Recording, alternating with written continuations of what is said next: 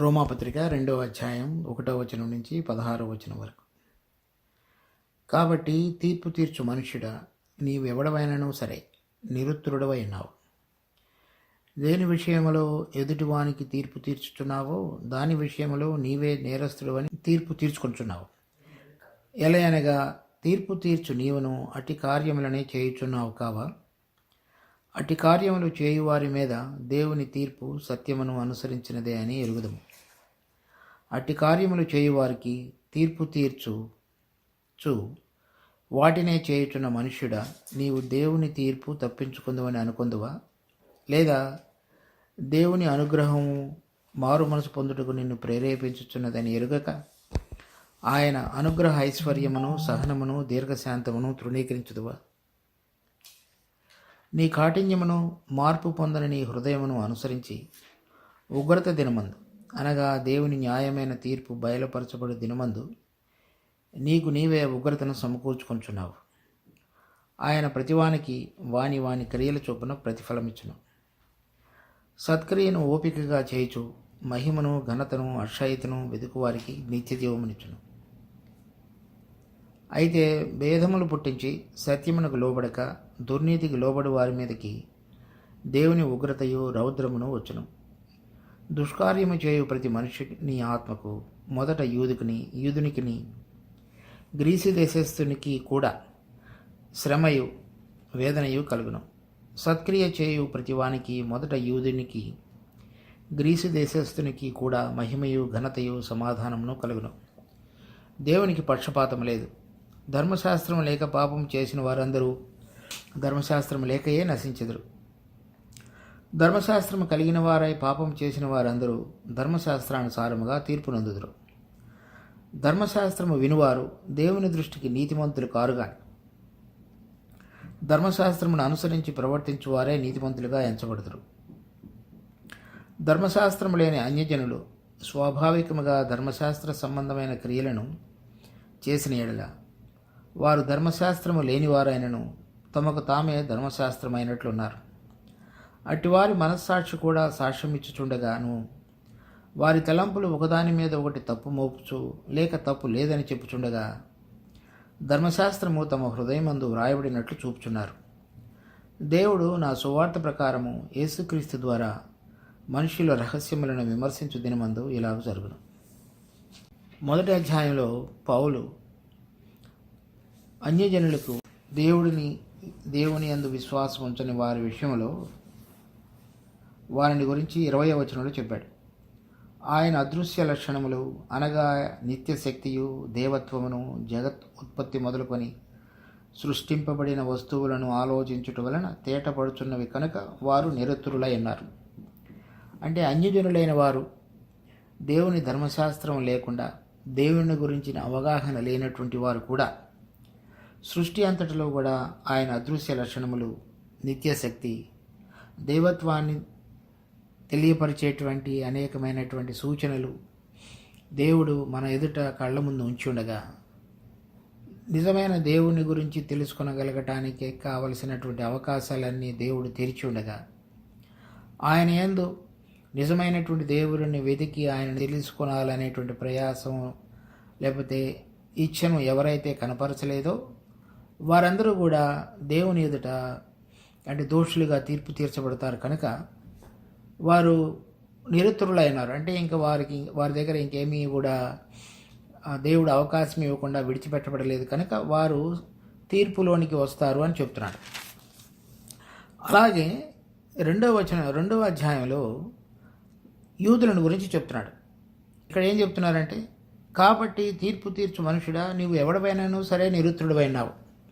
అంటే అన్యజనుడు అయినా సరే యూదుడు అయినప్పటికీ కూడా నీకు కూడా దేవుని దగ్గర ఇంకా సమాధానం ఇవ్వగలిగే అంటే ఎందుకు సరైన విధంగా జీవించలేదు అని చెప్పబడటానికి ఇంక నీ దగ్గర కూడా ఇంకా దేవునికి సమాధానం ఇవ్వగలిగినటువంటి పరిస్థితి లేదు. ఎందుకనంటే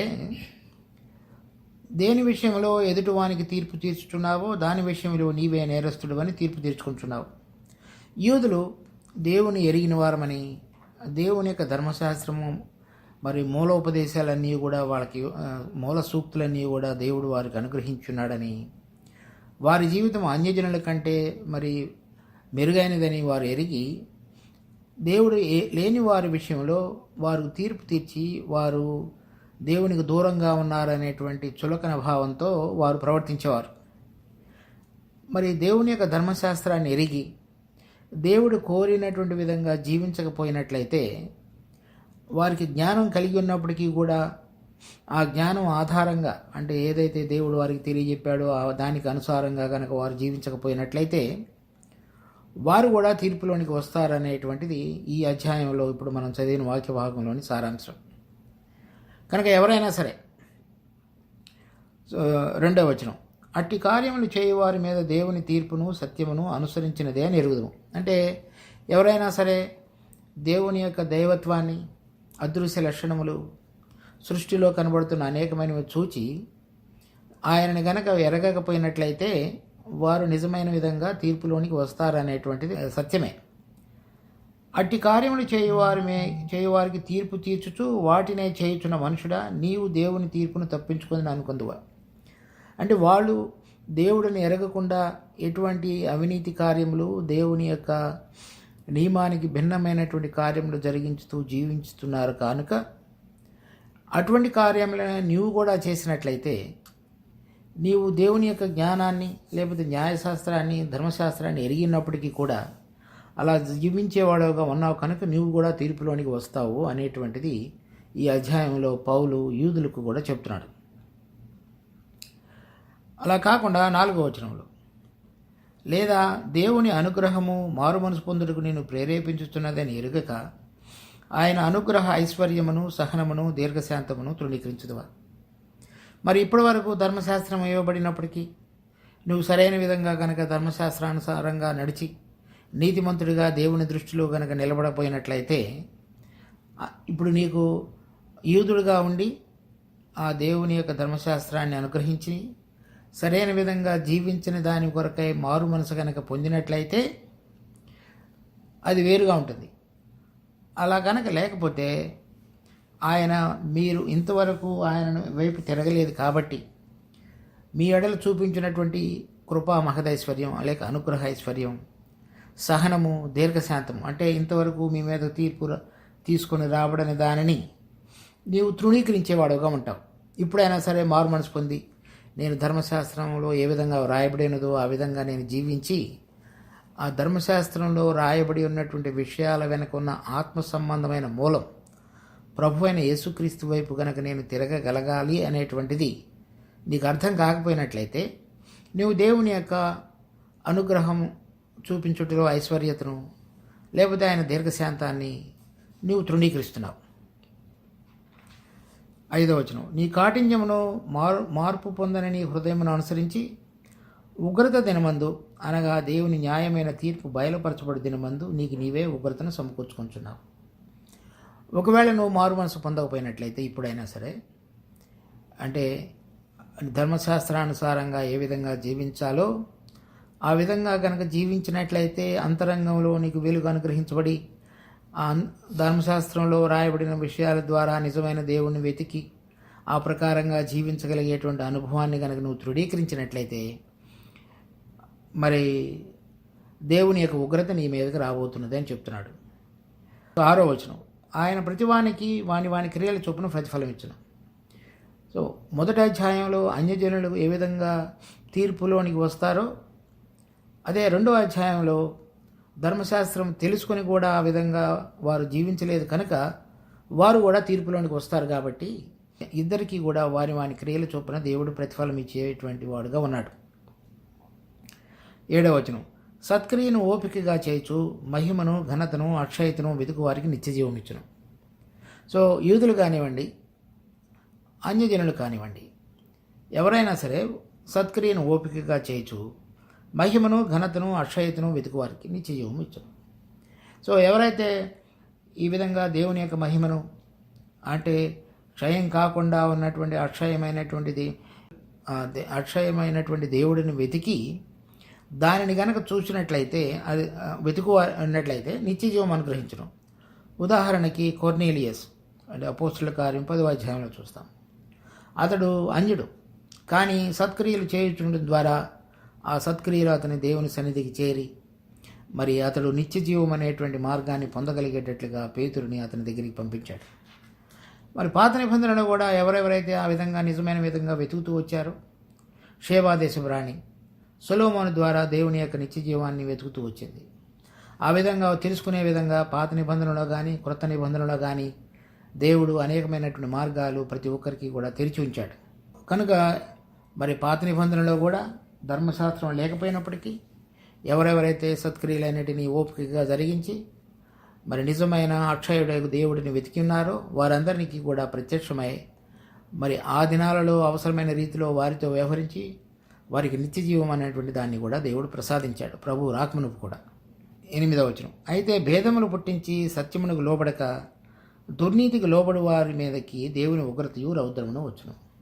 అయితే భేదములు పుట్టించి అంటే యూదులకి అన్యజనులకు మధ్యలో విభేదాలు కలుగజేసి మీకంటే మేము గొప్పవారమని చూపుతూ దేవుని యొక్క ప్రేమను కానీ ధర్మశాస్త్రంలో వేయబడినటువంటి అనేక నిబంధనలు వారు అన్వయించుకుంటూ వేరే వారిని ప్రోత్సాహపరిచి వేరే వారు కూడా ఏ విధంగా జీవించాలనేటువంటిది చేయక సత్యానికి లోబడక అంటే దేవుడి వాక్యంలో వ్రాయబడినటువంటి ప్రకటించబడినటువంటిది లోకము నుంచి వేరైనటువంటిది దేవుడిని గురించి మాట్లాడేటువంటి విషయాలకు లోబడకుండా దుర్నీతికి లోబడి వారికి దేవుని ఉగ్రతయు రౌద్రమును వచ్చును. ఎవరైతే మరి దేవుని యొక్క దుర్నీతికి లోబడతారు అంటే దేవుడు నీతిగా ఏ విధంగా జీవించమని చెప్పాడో ధర్మశాస్త్రంలో దానికి వ్యతిరేకంగా జీవించిన వారి మీదకి ఇక్కడ చెప్తున్నాడు దేవుని యొక్క ఉగ్రతయు రౌద్రమును వచ్చును. అంతకు మునుపు మనం చదివిన 4వ వచనంలో ఆయన అనుగ్రహ ఐశ్వర్యమును సహనమును దీర్ఘశాంతము, దానికి బదులు ఇప్పుడు తీర్పు, దేవుని ఉగ్రత, రౌద్రము అవన్నీ కూడా జరుగుతాయని చెప్తున్నాడు. ఎప్పుడైతే దేవుని యొక్క మరి కృపా మహదేశ్వర్యాన్ని విడిచిపెట్టి దానివైపు తిరగకుండా ఆయన ఎంతవరకు సహించుతాడో అంతకంటే మించి ఆయనను శోధించి ఆయన వైపు నిజమైన వైపు తిరగకుండా ధర్మశాస్త్రంలో వేయబడిన విషయాలను గైకొనే విషయంలో నిర్లక్ష్యం చేసినట్లయితే లేకపోతే తృణీకరించినట్లయితే ఇప్పుడు ఇక మిగిలింది దేవుని యొక్క తీర్పు, ఉగ్రత, రౌద్రము. దుష్కార్యం చేయు ప్రతి మనుషుని ఆత్మకు మొదట యూదునికి గ్రీసు కూడా శ్రమయు వేదనయు కలుగు. అది ఎవరైనా సరే మరి వారు కనుక సరైన విధంగా జీవించకపోతే మొదట యూదులకు కానీ తర్వాత గ్రీసు దేశస్థులకు కానీ శ్రమయు వేదనయు కలుగుతుందని చెప్తున్నాడు. అవన్నీ కూడా ఇక్కడ 16వ వచనంలో చెప్పాడు, దేవుడు నా సువార్త ప్రకారము యేసుక్రీస్తు ద్వారా మనుషుల రహస్యములను విమర్శించు దినమంది ఇలా జరుగును. ఏ విధంగా ఇప్పుడు ప్రతి మనుషుడు అంటే యూదులు ధర్మశాస్త్రానుసారంగా తీర్పు తీర్చబడి యూదులు కానివారు మరి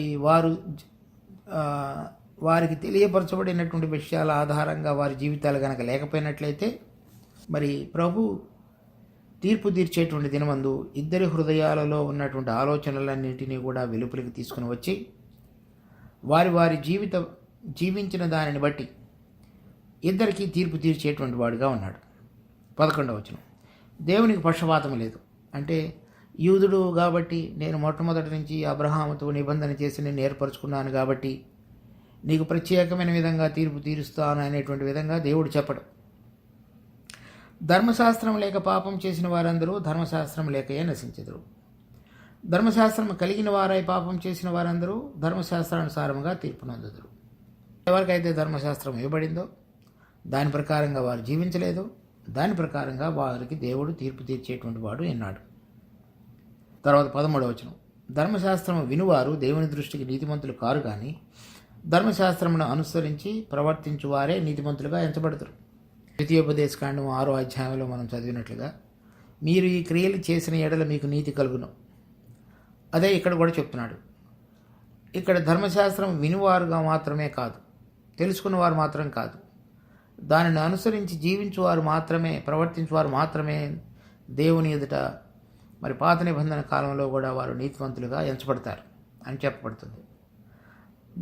మరి ధర్మశాస్త్రం లేని అన్యజనులు స్వాభావికంగా ధర్మశాస్త్ర సంబంధమైన క్రియలను చేసిన వారు ధర్మశాస్త్రము లేనివారైనను తమకు తామే ధర్మశాస్త్రమైనట్టున్నారు.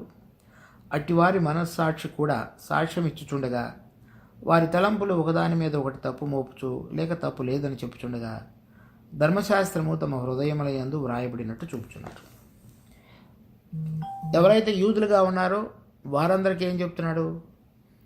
వారికి ధర్మశాస్త్ర ప్రకారంగా కనుక జీవించాలి కాబట్టి ధర్మశాస్త్ర ప్రకారంగా జీవించకపోయినట్టయితే మరి దాని ప్రకారంగా వారికి శిక్ష విధించబడుతుంది అని చెప్తున్నాడు. ధర్మశాస్త్రం లేని వారు ఏ విధంగా జీవించాలి?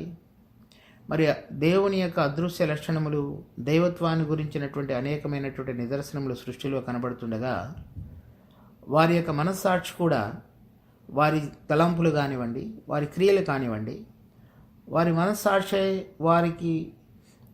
వారి హృదయంలో నింద మోపుతుంటాయి. అంటే తప్పు చేసినప్పుడు ఇది తప్పని, లేక ఒప్పు చేసినప్పుడు ఇది ఒప్పు అని ఆ మనస్సాక్షి వారి మీద దానికి తీర్పు తీర్చుండగా దాని ప్రకారంగా దేవుడు వారి మనస్సాక్షి ఆధారంగా తీర్పు తీర్చేవాడిగా ఉంటాడు.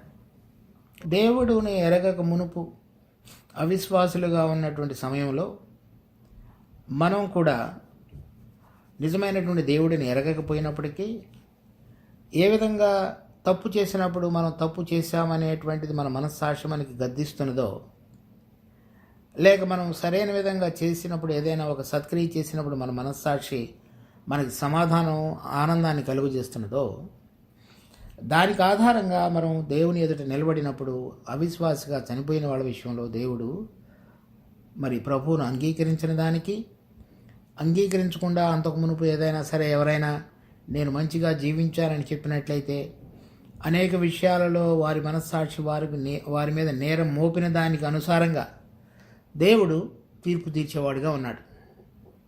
కనుక ఎవరు కూడా నాకు తెలియదు కనుక నేను జీవించలేదు అని చెప్పడానికి వీల్లేదు. వారిలో దేవుడి అంశమైనటువంటి మనస్సాక్షియే ఉంచబడి ఉండగా ఆ మనస్సాక్షియే వారికి చెప్తున్నది ఇది సరి, ఇది సరైనది, ఇది మేలు, ఇది కీడు అని. దాని ఎప్పుడు కూడా కీడును విడిచిపెట్టి మేలు మాత్రమే జరిగించేటువంటి ఎవరైతే ఉంటారో అది చాలా అరుదు. అటువంటి వారి విషయంలో దేవుడి యొక్క తీర్పు వేరు. ఎవరైతే మంచి చెడుల యొక్క విచక్షణలో కీడును కూడా జరిగించుతున్నారో దానికి తగినటువంటి ఫలాన్ని దేవుడు తీర్పు తీర్చే దినమందు వారికి అనుగ్రహించబోయేవాడుగా ఉన్నాడు. కనుక మనం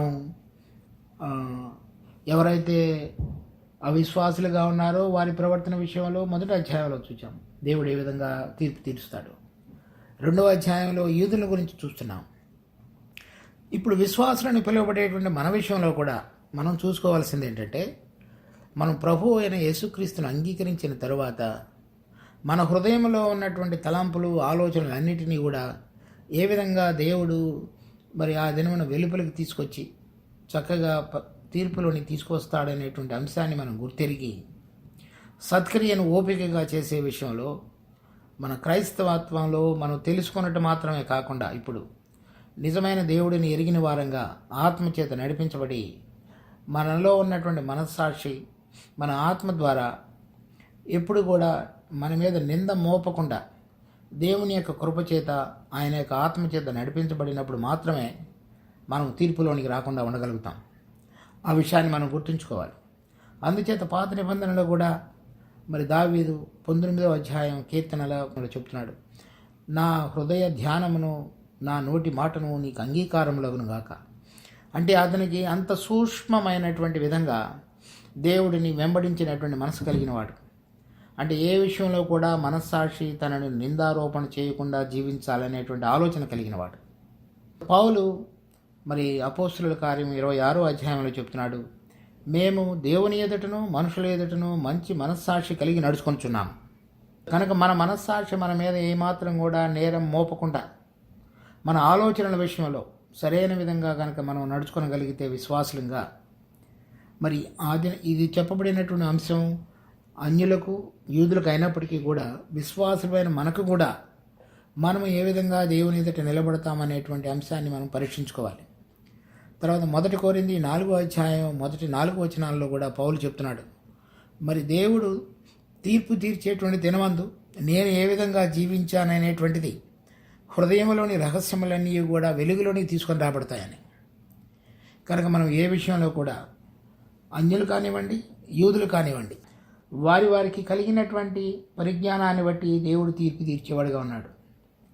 మరి విశ్వాసులమని చెప్పబడే మనకు మరింత వెలుగు ఇవ్వబడి ఉండగా, వాక్యం యొక్క వివరణ నూతన నిబంధనలో మరింతగా తెలియపరచబడి ఉండగా, తర్వాత లోబడిన వారందరికీ కూడా దేవుని యొక్క ఆత్మ పనిచేస్తూ వారితో పాటుగా ఉంటుండగా, మరింత దేవుని యొక్క తీర్పునకు భయపడి ఆయన కోరిన విధంగా దేవుని యొక్క వాక్యానుసారంగా జీవించవలసినటువంటి బాధ్యత విశ్వాసులమైన మన అందరి మీద మరింత ఎక్కువగా దేవుడు ఉంచినాడు. మనము ప్రభు అయిన యేసుక్రీస్తుని అంగీకరించి ఉన్నాము కనుక మనం ఏ విధంగా చేసినప్పటికీ జీవించినప్పటికీ మన జీవితంలో దేవుడు తీర్పు తీర్చుడు అనేటువంటి దాన్ని నోడించి కాకుండా మనము సరైన విధంగా జీవించి ఆయనకి ఇష్టకరంగా ఉండి జీవించాలనేటువంటి దేవుని పక్షమైన ప్రేమతో ఆయన వాక్యాన్ని మనస్ఫూర్తిగా గాయకొని సరైన విధంగా జీవించినప్పుడే మనం విశ్వాసులమని దేవుని నామానికి మహిమ తీసుకుని రాగలుగుతాం. ప్రార్థన చేసుకుందాం. మా జీవం కలిగిన తండ్రి, మీరు ఇచ్చిన ఈ వాక్య భాగాన్ని బట్టి వందనాలు. ప్రతిదాని విషయంలో రాబోయే దినాల్లో నువ్వు తీర్పు తీర్చిపోయేటువంటి దేవుడుగా ఉన్నావు కనుక మేము ఆ విషయాన్ని గుర్తెరిగి ఆ దినాలలో యూదులు కాని వారు ఇద్దరు కూడా మీ దృష్టిలో నిరత్రులుగా చేయబడ్డారు. దేవునికి పక్షపాతం లేదు. ఆయన వారి క్రియల చొప్పున వారికి ప్రతిఫలం ఇచ్చే దేవుడని మేము చదువుతుండగా, దాని అందుల భయంతో విశ్వాసులమైన మేము కూడా ఏ విధంగా మీ బిడ్డలమని పిలువబడుతుండగా సరైన విధంగా ప్రతి దాంట్లో కూడా మాకు అనుగ్రహించబడినటువంటి వెలుగులో చక్కగా జీవించగలగడానికి కావలసిన కృపను ప్రసాదించి మమ్మలను ఆశీర్వదించి నడిపించమని ప్రార్థిస్తూ మీ సహాయతను కోరుతున్నాం. ఘనత మహిమ మీకు ఆరోపిస్తున్నాం. మీ దయగలిగిన హస్తాలకు సమర్పించుకుంటూ మా రక్షకుడు ప్రభు అయిన యేసు నామమున అడిగి వేడుకుంటున్నాం తండ్రి. ఆమేన్.